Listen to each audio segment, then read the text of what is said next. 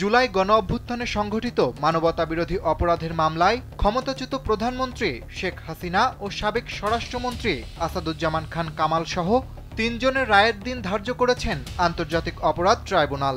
আগামী ১৭ নভেম্বর এ মামলার রায় ঘোষণা করা হবে। ট্রাইব্যুনাল ১-এর চেয়ারম্যান বিচারপতি মোহাম্মদ গুলাম মোর্তাজা মজুমদারের নেতৃত্বাধীন ৩ সদস্যের বিচারিক প্যানেল এদিন ধার্য করেন।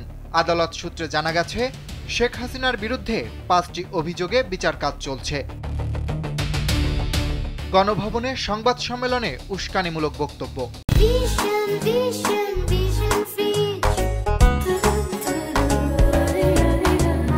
২০২৪ সালের ১৪ জুলাই গণঅভ্যুত্থান চলাকালীন গণভবনে আয়োজিত এক সংবাদ সম্মেলনে শেখ হাসিনা উস্কানিমূলক বক্তব্য দেন। এর পরিপ্রেক্ষিতে আসাদুজ্জামান খান কামাল, চৌধুরী আবদুল্লাহ আল মামুন সহ তৎকালীন সরকারের ঊর্ধ্বতন কর্তৃপক্ষের প্ররোচনা ও সহায়তায় আইনশৃঙ্খলা রক্ষাকারী বাহিনী এবং আওয়ামী লীগের নেতাকর্মীরা নিরীহ শিক্ষার্থীদের উপর হামলা চালায়। হেলিকপ্টার থেকে প্রাণঘাতী অস্ত্র ব্যবহারের নির্দেশ।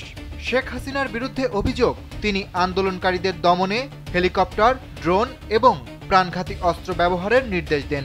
আসাদুজ্জামান খান কামাল এবং চৌধুরী আবদুল্লাহ আল মামুন এই নির্দেশ বাস্তবায়নে তাদের অধীনে আইনশৃঙ্খলা রক্ষাকারী বাহিনীকে নির্দেশনা দেন। রংপুরে আবু সাইদ হত্যা। ২০২৪ সালের ১৬ জুলাই রংপুরে বেগম রোকেয়া বিশ্ববিদ্যালয়ের সামনে আবু সাইদকে গুলি করে হত্যার ঘটনায় শেখ হাসিনা, আসাদুজ্জামান খান কামাল এবং চৌধুরী আবদুল্লাহ আল মামুনকে অভিযুক্ত করা হয়েছে।